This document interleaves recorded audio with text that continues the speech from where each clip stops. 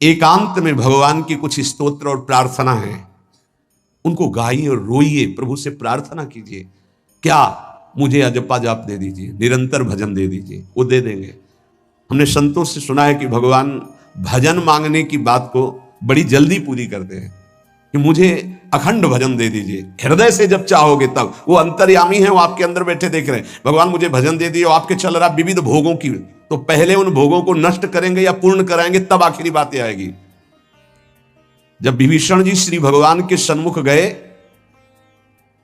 तो भगवान ने सबसे पहली बात पूर्ण की, जो लंका में चलते समय भाव आया था कि भगवान के चरणों का आश्रय लेकर उनके बाहुबल से इस रावण का विनाश करके जिस सिंहासन पर बैठकर इसने लात मारी, यहीं बैठूंगा आके। पहला काम किया, समुद्र का जल मंगाकर लंकाधिपति पद पर अभिषिक्त कर दिया। लंकेश कह के उन्होंने कहा कि प्रभु उर्कछु प्रथम वासना रही, प्रभुपद प्रीति सरित सो वही। प्रभु आपके चरणों के दर्शन से कोई कामना नहीं। तो भगवान कहते नहीं, पहले कामना की थी उसकी पूर्ति ले। हम भगवान से भजन मांगेंगे, साथ में नाना प्रकार की वासनाएं हैं, तो इसीलिए जब बहुकाल करी सत्संगा, सत्संग सुनते सुनते ये दिमाग में बैठ जाता है कि भोग वासनाएं, कामनाएं ये हमें फंसाने वाली हैं, हमें नहीं चाहिए। जब आपके अंदर से उदासीनता आएगी तब भजन की मांग पूरी हो जाएगी। कभी कभी भगवान का गुणानुवाद करके एकांत में रोया करे साधक।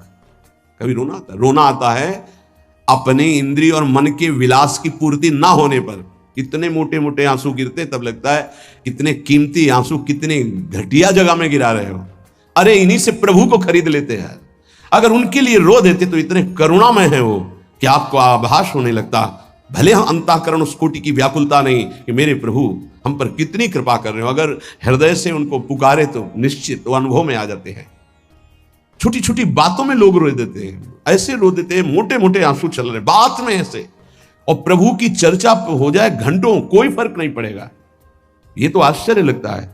और भक्तों को चाहे जितना भीषण कष्ट हो, कभी आंसू नहीं निकल सकते। जब आंसू निकलेंगे तो भगवत भाव में निकलेंगे। कह रहे नारायण स्वामी कि अजपा जाप के लिए भगवान से प्रार्थना करो। कभी कभी एकांत में उनके स्तोत्र हैं, गुण हैं, उनको गा गा कर रो, उनसे प्रार्थना करो, हे दीन बंधु मुझे अपना अखंड भजन दे दो। जो चाहिए सब प्राप्त हो जाएगा। भजन से क्या नहीं प्राप्त हो सकता। एकांत में बैठकर रोने से, ऐसे प्रतिदिन जब आप नियम बना करके प्रभु से प्रार्थना करेंगे। मीराबाई जी ऐसा ही करती थी, रात्रि में गिरधर से बात करती थी, प्रार्थना करती थी। नारायण स्वामी जी कह रहे हैं उपासक ये बिल्कुल ध्यान रखे, यदि नाम सिद्ध करना है तो झूठ बोलना शपथ पूर्वक त्याग दे। झूठ नहीं बोलूंगा, सत्य बोलना इस अजपा जाप के लिए निहायत जरूरी है, निहायत जरूरी है। प्रार्थना है, काहे को मलिन करे जिह्वा। जब हम भगवत मार्ग में चल रहे तो ये याद भूल जाती है हमें कि हमें सत्य ही भाषण करना है, असत्य नहीं बोलना। ये हमें भूल जाते हैं। क्यों भूल जाते हैं? क्योंकि माया का ऐसा प्रभाव। अगर हम भजन के प्रेमी हैं, भजन बढ़ाना चाहते हैं, तो हम झूठ क्यों बोले? सारे जगत में जो भी तुम्हारे सामने आवे, दृष्टि से उसको जरूर देखकर एक बार प्रणाम करो, मेरे प्रभु इस जीव जंतु के रूप में, जड़ के रूप में, चैतन्य के रूप में। इससे तुम्हारे हृदय में पवित्रता बढ़ेगी, अजपा जाप चलने में सहायक होगा। सत्य बोलना, भगवान से एकांत में रोकर प्रार्थना करना, सबके प्रति भगवत भाव रखकर प्रणाम करना, जिससे तुम्हारा कहीं दोष दर्शन नहीं होगा। किसी के मन को दुखाने वाली कभी बात न कहे, किसी को दुर्वचन न कहे, किसी का वैर भाव अपने हृदय में स्वीकार न करे। ये साधन मैंने स्वयं किया है नारायण की कृपा से। इस दास को वेदांत का भी पूरा ज्ञान है और भक्ति मार्ग का भी।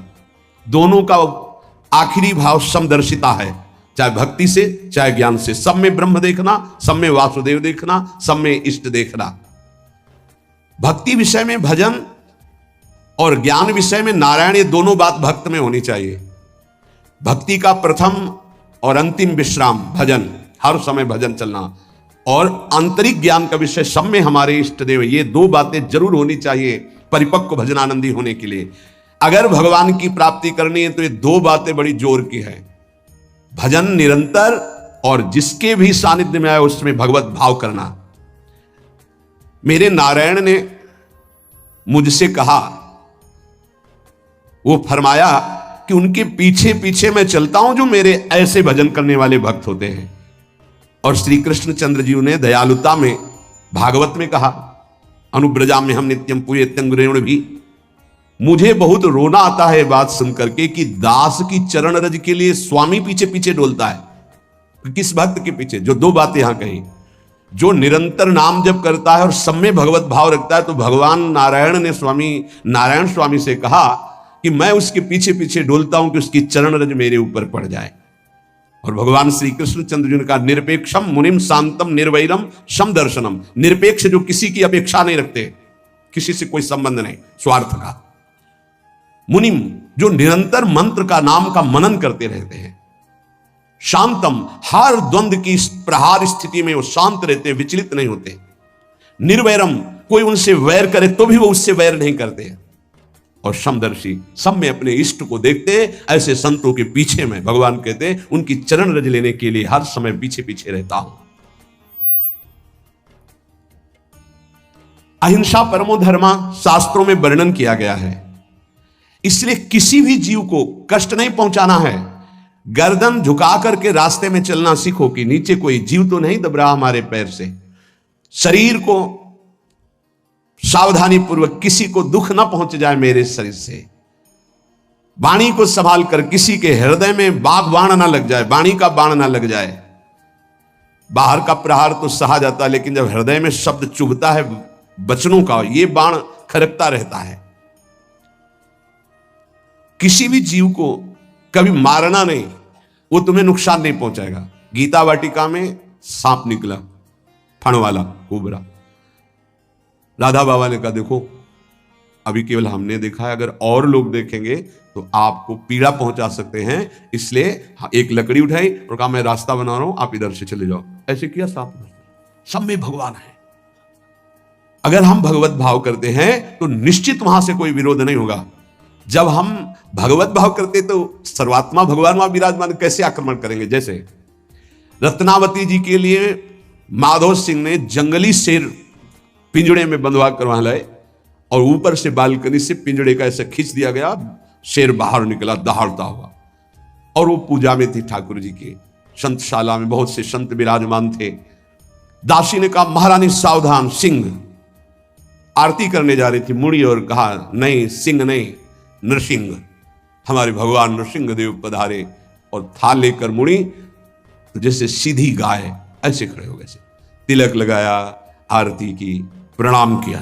सिंह घूमा और छलांग मारी ऊपर, जो बालकनी में राजा के पार्षद उसको बंदी बना करके लाए, सांप को फाड़ और जंगल में।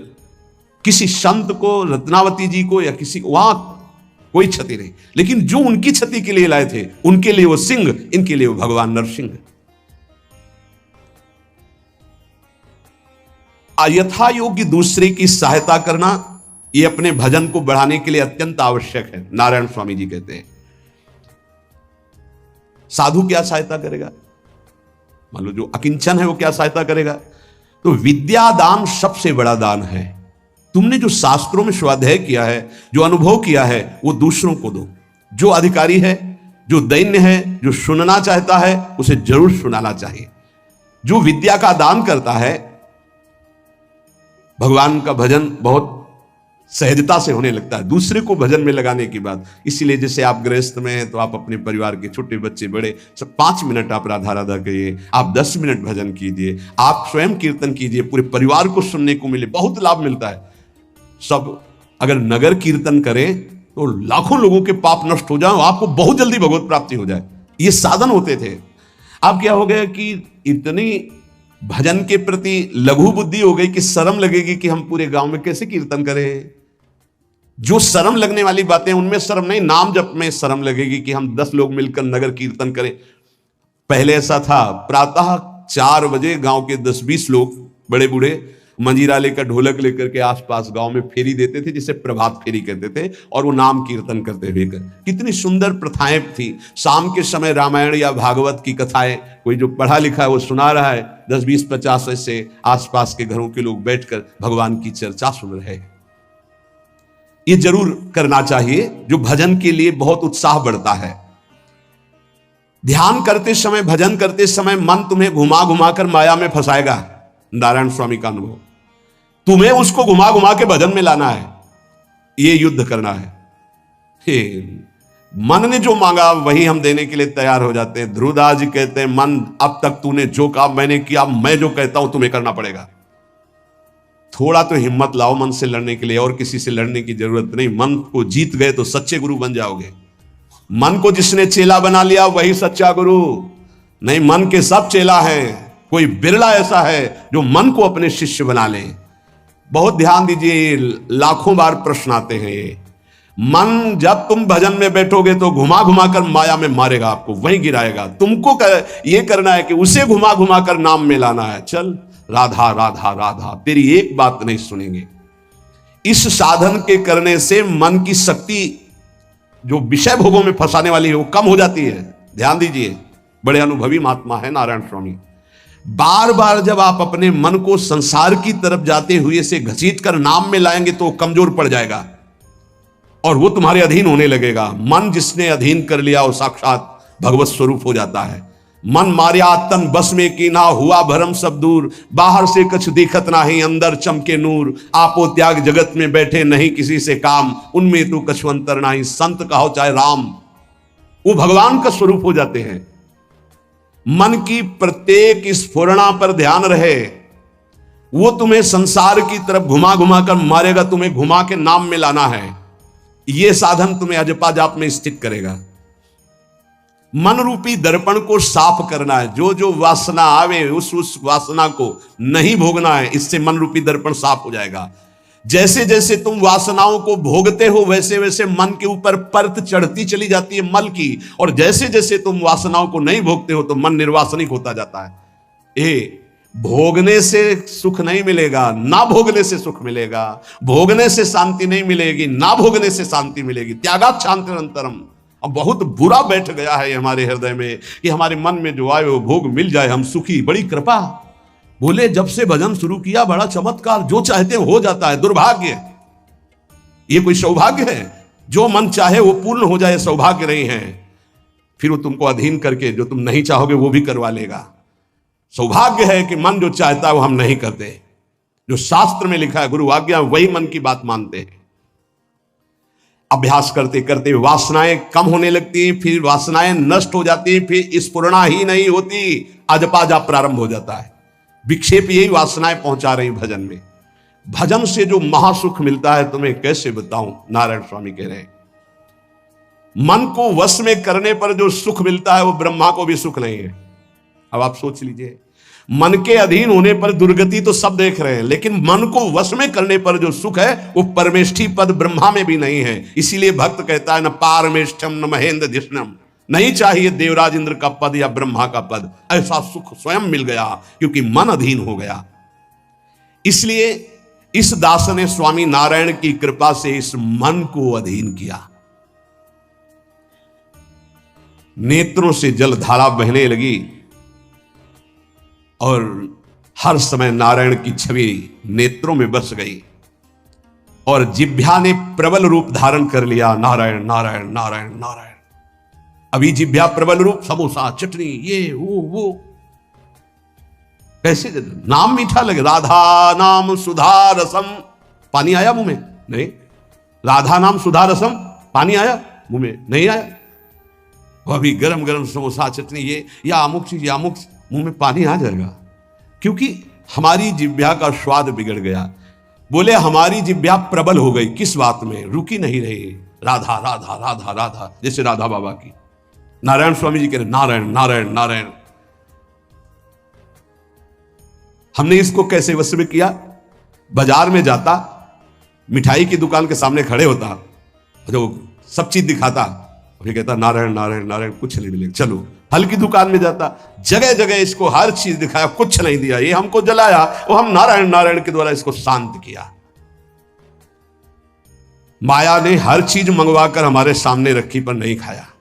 ध्यान दीजिए, महापुरुष अपने इसको लिखने के पहले उन्होंने लिखा है कि मैं कोई लेखक नहीं हूं, मैं उन साधकों के लिए जो भगवत साक्षात्कार करना चाहते हैं उनके लिए रात्रि में अपने प्रिय नारायण का भजन रोक करके कुछ बातें लिख रहा हूं। अगर इनको स्वीकार करोगे तो आपका भी अजपा जाप चलने लगेगा, आप भी भगवत साक्षात्कार कर लेंगे। जब हमने देखा कि बहुत सुंदर सुंदर भोजन बन करके हमारे सामने माया भेजने लगी, नारायण भेजने लगे, ऐसा नहीं कह रहे, देख लो साधक की चतुरता देखो। माया हमारे सामने अच्छा अच्छा भोजन पकवान, पर मैं कभी उन अच्छे भोजन को नहीं पाता, मामूली साधारण उससे निकाल करके भोजन पाता। जितने सिद्ध हुए हैं उनकी रहनी यही है। मिठाई चरफरा स्वादिष्ट जबान पर ना रखने का नियम ले लिया, ये बड़ी बात है।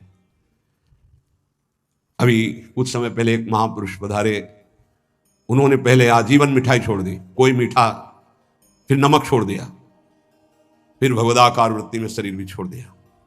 क्या महापुरुषों ने पाया है कि हम प्राण और शरीरों को इस सब कुछ समझते। पहले ही बता दिया था 3 दिन पहले कि अमुक समय में शरीर छूटेगा, और हंसते खेलते सबके सामने शरीर समाधिस्थ होकर छोड़ दिया। मिठाई स्वादिष्ट चरफरा चाहते हैं अजपा जाप, लेकिन गुलाब जामुन पा करके, बढ़िया बढ़िया पदार्थ पा करके, भाई इनका प्रभाव है, ये भजन में नहीं लगने देंगे, देख लेना, भजन में नहीं लगने देंगे। और अभी 10 दिन केवल हमें समय दो आप, फिर हम आपको देखेंगे कि आप कितना भरपेट भोजन पाते हैं। किसी भी मिठाई में चीनी नहीं पड़ेगी, और किसी भी दाल या कढ़ी में नमक नहीं पड़ेगा। मिलेगा सब कुछ, खीर भी मिलेगी, गुलाब जामुन भी मिलेगा, पर चीनी नहीं होगी। दाल भी होगी, सब्जी होगी, कढ़ी होगी, पर नमक नहीं होगा। चलेगा? 10 दिन बाद आप देखो अगर पेट न पचकने लगे तो स्वाद ही नहीं मिलेगा। ये क्या हो रहा है? ये जवान को संभालना है अजपा जाप के लिए। गोस्वामी तुलसीदास जी ने भी कहा, अगर लोन बिना सब्जी ऐसे सीठा भोजन तो बहुत जल्दी नाम सिद्ध हो जाए। तो हम कह रहे चलो ऐसा नहीं सही, तो पर सात्विक और थोड़ा पाना सीखो। देखो माया की व्यवस्था में कमी नहीं रहेगी, व्यवस्था तो बहुत जोर की होती रहेगी, आप चिंता ना करें। खाते खाते मर जाएंगे, भोजन कम नहीं होगा, ये सृष्टि का क्रम है। आप अपने अगर जिह्वा को आपने विविध प्रकार का स्वाद दिया, तो इस दास ने जो अनुभव किया कि नाम जप नहीं चल पाएगा निरंतर। नारायण स्वामी कह रहे देख लो, नाम चलाना है या रसेंद्री, थोड़ा नमक कम हो, नमक डलो। अरे यार, कभी कभी तो साधु को ऐसा सौभाग्य मिलता है कि नमक ना हो, कभी ऐसा बिगड़ा है, चुपचाप दबा के प्रसन्नता से मन की इंद्री को, नहीं शांत, कैसा भोजन, बहुत प्रसाद, बहुत सुंदर था। कभी ऐसा, कभी नमक ना हो, कभी का नहीं मांगना चाहिए, कम से कम थोड़ा तो कभी कभी अवसर मिले ऐसा। कभी खीर बनाओ, चीनी ना डालो, देखो ना बिल, कभी ऐसा। फिर देखो खीर कौन मांगता है? 1-2 के बाद मान लो उपदेश हो गया कि, तो 1-2 के बाद खीर नहीं, वो अजपा जाप के लिए खीर बना है अजपा जाप के लिए। ये रसेंद्री का विलास बहुत विचित्र है। खाते खाते मीठा शुगर हो गया, खाते खाते परेशान, लेकिन फिर भी रसेंद्री नहीं मानती। जो निरंतर भजन करना चाहता है उसे 24 घंटे गुरुजनों के द्वारा बनाई हुई दिनचर्या में ही रहना चाहिए। एक दिनचर्या कोई पकड़ लीजिए, एक आज्ञा पालन कीजिए। अगर 100 आज्ञा ना पालन करने की सामर्थ्य आ जाए तो बताना, एक कोई आज्ञा पालन कर लीजिए। वो 100 आज्ञा पालन, और एक आज्ञा उल्लंघन कर दीजिए, 100 आज्ञाओं से आपको नीचे गिरा देंगे। एक दिनचर्या पालन कर लीजिए, आप अपने मन को आज्ञा पर लगा दीजिए, एक दिनचर्या पालन कर लीजिए। कौन सी दिनचर्या ऐसी कठिन है जो आप पालन नहीं कर सकते? मैंने एक यूरोप का आदमी था, वो बहुत अमीर था। वो मरते समय घर वालों को कहा कि मैं एक वसीयत लिखा है, वो मुझे पढ़ने को मिली उस दिन। पूज्य नारायण स्वामी जी कह रहे हैं, उसमें कोई रुपया पैसा की वसीयत नहीं थी। उसने एक बहुत मोटे अक्षरों में शब्द पूरा खाली, पूरी डायरी खाली, केवल एक शब्द, और कहा मैं ये वसीयत आप लोगों को लिखकर, time is money in the world. सही शब्द है कि गलत है? वर्ड होगा, हाँ, क्योंकि ज्यादा पढ़े लिखे। Time is money in the world. दुनिया में सबसे बड़ी संपत्ति समय है। दुनिया में सबसे बड़ी संपत्ति समय है। जब से मैंने ये पढ़ा तो इस दास ने समय की सदैव कद्र की है, हर समय को सार्थक किया है। या निरर्थक करने में समय की सार्थकता समझ रहे हैं। निरर्थक सोना, निरर्थक बातें करना, बिना भजन के जो सेकंड गया व्यर्थ गया। बहुत सुंदर बात है। जिसने समय की कीमत पहचान ली वो सबसे बड़ा संपत्तिवान। Time is money in the world. संसार में समय ही सबसे बड़ी संपत्ति है। समय की सदुपयोग वृत्ति, राधा राधा राधा राधा, इसको पाबंदी में बांधिए, तुम्हारा लोक परलोक दोनों सुधर जाएगा। समय को एक, इस समय ये, इस समय ये, इस समय ये, इस समय। परसों जब इसी का सत्संग हुआ था तो ये हुआ था कि यदि आपने किसी को 5 बजे का समय दिया तो 5 मिनट पहले पहुंच जाइए। यह साधक का लक्षण होता है। अगर 3:30 बजे से वाणी पाठ होता है तो आपको यहां 3 सवा 3 बजे ही उपस्थित हो जाना चाहिए। आप सर्वांतर्यामी भगवान के द्वारा दिया हुआ दिव्य मानव देह और दिव्य सत्संग और इसको दिव्य बनाने का अवसर खो मत। नहीं, ये सोने के लिए नहीं, ये व्यर्थ के लिए नहीं, ये मुंह दिखी करने के लिए नहीं है, ये अंतः से पालन करने के लिए है। जब से मैंने ये शब्द पढ़ा था time is money in the world, तो अपने जीवन में कभी 1 मिनट भी व्यर्थ नहीं खोने दिया, 1 मिनट भी। देखो, यही लगन नींद पर विजय प्राप्त करवाती है। यही लगन कि मुझे समय बर्बाद नहीं करना, जितना अधिक से अधिक भजन। पता नहीं आज शाम हो कि ना हो, हम क्यों अपने इस दिव्य समय को नष्ट करें। पर लोग समय कटता नहीं है इसलिए टेलीविजन और कई कई प्रकार की बहिर्मुख वृत्तियों को स्वीकार करते हैं कि समय काटना है। बोले समय नहीं कटता। और सही पूछो तो भगवान से मनाया जाता है कि नींद ना आवे, कभी ये रात्रि ना हो, इसके लिए कि मैं रात्रि हो गई तो 10 घंटे 8 घंटे सो रहा हूं। नहीं, रात दिन भजन जाना है यहां से। पता नहीं आप लोगों के दिमाग में है कि नहीं है। हर समय बात है कि जाना है, कोई भी मिनट आखिरी हो सकता है, बिल्कुल चलो जाना है। फिर किस बात के लिए उदास हो जाना, निराश हो जाना, क्योंकि ये पक्का पता है मुझे जाना है। कहां जाना है? लाडली जी के पास जाना है, जिनके लिए तरस रहे हैं उनके पास जाना है। तो उसमें कोई भय है क्या कि जाना? जिनके लिए हम तरस रहे हैं, तड़प रहे हैं, उनके पास जाना है। जहां अनंत जन्मों से बिछुड़े वहां जाना है। कोई आश्चर्य की बात है, कोई दुख की बात है, कोई घटना की बात है, और जाने का ही बुलावा है। एक माई है, भयंकर कैंसर से पीड़ित है, मुस्कुराहट के सिवा कभी हमने उसके मुख में उदासी नहीं देखी। जब प्रणाम करके बाद, बहुत कृपा है लाडली जी की, बहुत कृपा है गुरु जी की, यह जीवन है। आपके अंदर अगर थोड़ी देर सोचो कि कैंसर की रिपोर्ट आ गई, अब कैसा लगेगा? कैसा लगेगा? तो भगवान ने हमें क्या दिया है? थोड़ी देर आंख बंद करके सोचो, यदि तुम्हारी आंखें ज्योति रहित हो जाए तो कैसा लगेगा? घबराहट पैदा हो जाएगी। आप देखो, अभी आंख बंद करो, सोचो अगर ये सदा सदा के लिए ऐसी हो गई तो भगवान ने कितनी कृपा दी। तुम सुन सकते हो, बोल सकते हो, देख सकते हो, सुन सकते हो, चल सकते हो, अभी स्वस्थ हो। समय की कदर करो। नहीं, ये समय निकला चला जा रहा है, ये वापस नहीं आने वाला। और स्थिति ऐसी बना लो कि हर स्थिति में तुम्हारा मंजीरा बजने से रुके ना। पक्का जब भीषण कष्ट की स्थिति थी तब भी कहते थे व्हील चेयर में बैठा लो, हमारा नियम है इस समय बाहर निकलकर 4 चक्कर लगाना, आप लगाओ चक्कर। नहीं, ऐसे नहीं बैठा लिया, हमारा नियम, और जो नियम है उठाओ, हमको टांग के ले चलो, हमारा शरीर का संस्कार करो वैसा, चलो टाइम बाय टाइम। ये क्यों हुआ? बचपन से इसका अभ्यास और भगवदाश्रय। इसीलिए सबसे प्रार्थना करते हैं, ये किसी एक के लिए नहीं है। व्याधि मंदिरम शरीरम व्याधि मंदिरम, कौन सा देवता प्रकट हो जाए? किडनी फेल कर, कितने प्रकार के रोग हैं भैया। और एक बार जहां रिपोर्ट आई कैंसर, खत्म खेल, भजन साधन सब खत्म, चेहरे का रंग बदल, दिल बोले ब्लॉक हो गए इस दोनों न से। अब वो परेशान है, अरे ब्लॉक नहीं, फेल हो जा, पास हो जा, इसमें क्या जाना। राधा राधा हर समय तैयार है। जैसे आर्मी का जवान तैयार रहता है बॉर्डर पे कि कहीं से भी गोली आ सकती है, ऐसे बिल्कुल तैयार रहो, पक्का तैयार रहो। बार बार कह रहे हैं सावधान, समय की कीमत को पहचानो।